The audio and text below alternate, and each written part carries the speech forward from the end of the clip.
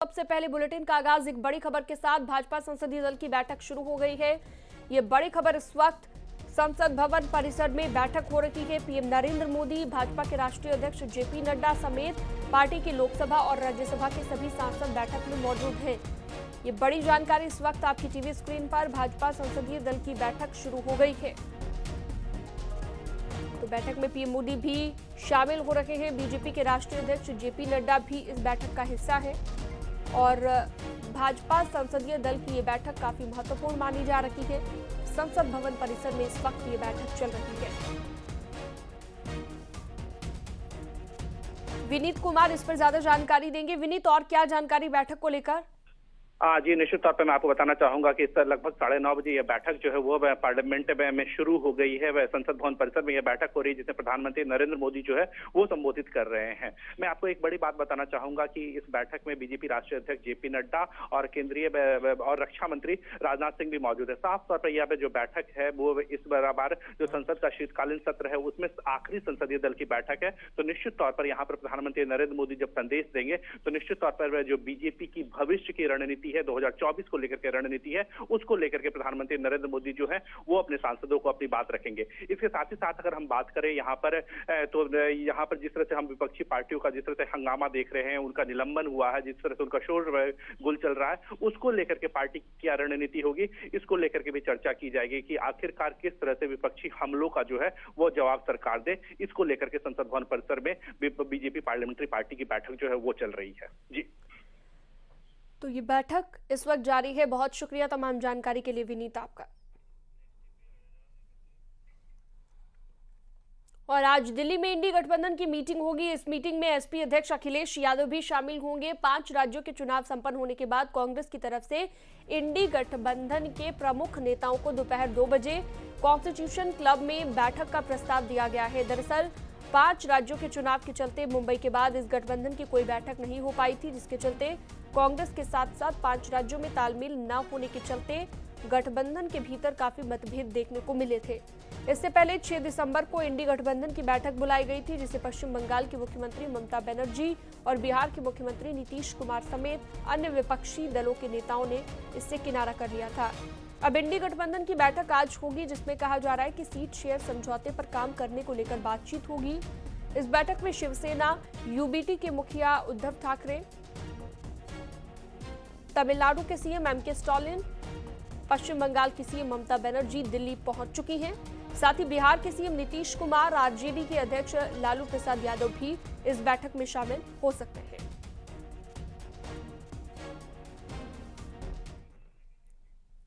नोएडा में पुलिस ने traffic sub inspector को घसीटने के आरोपी को गिरफ्तार कर लिया है। आरोप के मुताबिक दबंगों ने टीएसआई को कार की खिड़की से लटकाकर रोड पर 15 मीटर तक घसीटा है। सेक्टर 16 रजनीगंधा चौराहे के पास की यह घटना बताई जा रही है। टीएसआई की शिकायत पर मुकदमा दर्ज हुआ था। पुलिस ने आरोपी कार ड्राइवर को गिरफ्तार कर लिया है और कार को भी सीज कर लिया है।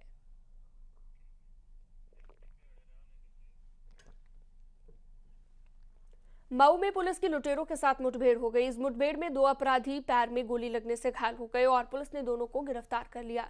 इनके कब्जे से 2 अवैध तमंचा, 5 कारतूस, लूट की 1 मोटरसाइकिल भी बरामद कर ली गई है।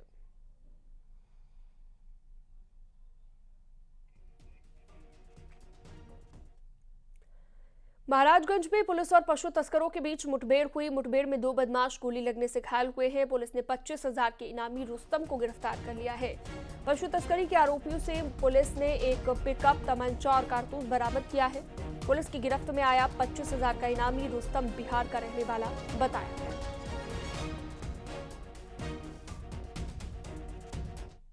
जनपद महाराजगंज के सक्सेना चौराहे पर आज पशु तस्कर और कोतवाली पुलिस व स्वाट टीम के बीच मुठभेड़ हुई है।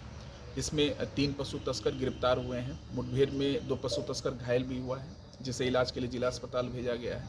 इसमें से एक मुख्य जो पशु तस्कर है वो उसका नाम रुस्तम है, जो पश्चिमी चंपारण बिहार का रहने वाला है। इसके 2 अन्य साथी भी पश्चिमी चंपारण बिहार के रहने वाले हैं। रुस्तम 2022 के मुकदमे में थाना पुरंदरपुर से वांछित भी चल रहा था और ये 25,000 का इनामिया भी है। लखनऊ से अगली खबर। गोंडा में दलित बुजुर्ग की हत्या का मामला सामने आया है। प्रयागराज से लखनऊ सेक्टर ट्रांसफर हुई के जांच। अब लखनऊ सीबीसीआईडी मामले को लेकर जांच करेगी। मामले की 14 बार बदली गई थी जांच। 14 बार जांच बदलने पर चर्चा में ये मामला आया था। शासन के आदेश पर लखनऊ सीबीसीआईडी को केस ट्रांसफर कर दिया गया है।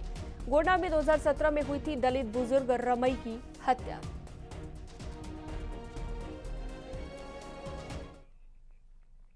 इटावा की उसराहार पुलिस ने चेकिंग के दौरान एक अपराधी को गिरफ्तार कर लिया है। इसके कब्जे से 315 बोर का तमंचा, 2 जिंदा कारतूस, चोरी की मोटरसाइकिल, चोरी का सामान बरामद किया गया। पुलिस के मुताबिक बदमाश पारस यादव के खिलाफ 12 संगीन मामलों में अपराध दर्ज है और चोरी की मोटरसाइकिल और सामान भी बरामद कर लिया गया।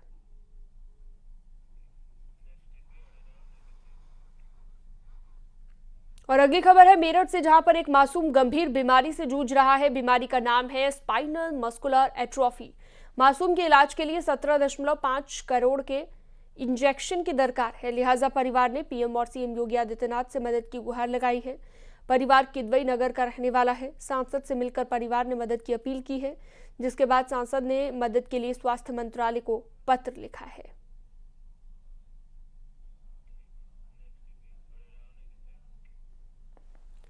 सहारनपुर में स्टार पेपर मिल के लकड़ी के गोदाम में एक बार फिर से आग लग गई। दमकल विभाग की करीब दर्जन भर गाड़ियों ने काफी मशक्कत के बाद आग पर काबू पाया।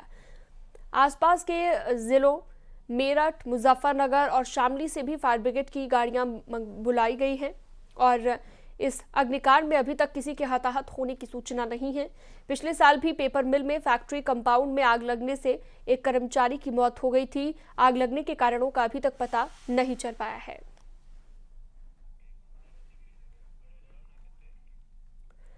बलिया में दबंगों ने राजस्व टीम और पुलिस के सामने अपनी जमीन पर रखे पुआल में आग लगा दी। यहां पर एडीएम के निर्देश पर राजस्व विभाग की टीम जमीन की पैमाइश करने गई थी और इस दौरान एक पक्ष किसी बात को लेकर नाराज हो गया और पैमाइश किए जाने का विरोध करने लगा।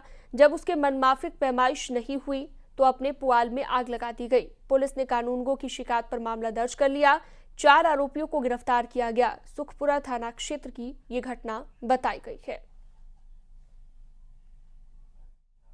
पत्थर नस्ब की कार्रवाई में एक पक्ष द्वारा विरोध उत्पन्न किया जा रहा था और उसी व्यवधान उत्पन्न करने के क्रम में उनके द्वारा अपने कब्जे में रखी गई जमीन पर रखे पुआल पर आग लगा दी गई। तत्काल पुलिस टीम ने सतर्कता से आग बुझाई और किसी भी प्रकार का अन्य कोई नुकसान नहीं हुआ है। जो लोग इसमें कार्रवाई में बाधा उत्पन्न कर रहे थे उनके विरुद्ध कानून गो की तहरीर के आधार पर अभियोग पंजीकृत करते हुए घटना से संबंधित कुल 4 गिरफ्तारियां हो चुकी हैं। घटना में शामिल अन्य लोगों के विरुद्ध भी कार्रवाई चल रही है। जो भी उपलब्ध वीडियो साक्ष्य हैं उसके आधार पर आगे की कार्रवाई की जा रही है। खबरों का सिलसिला जारी है। वक्त एक बहुत छोटे से ब्रेक का।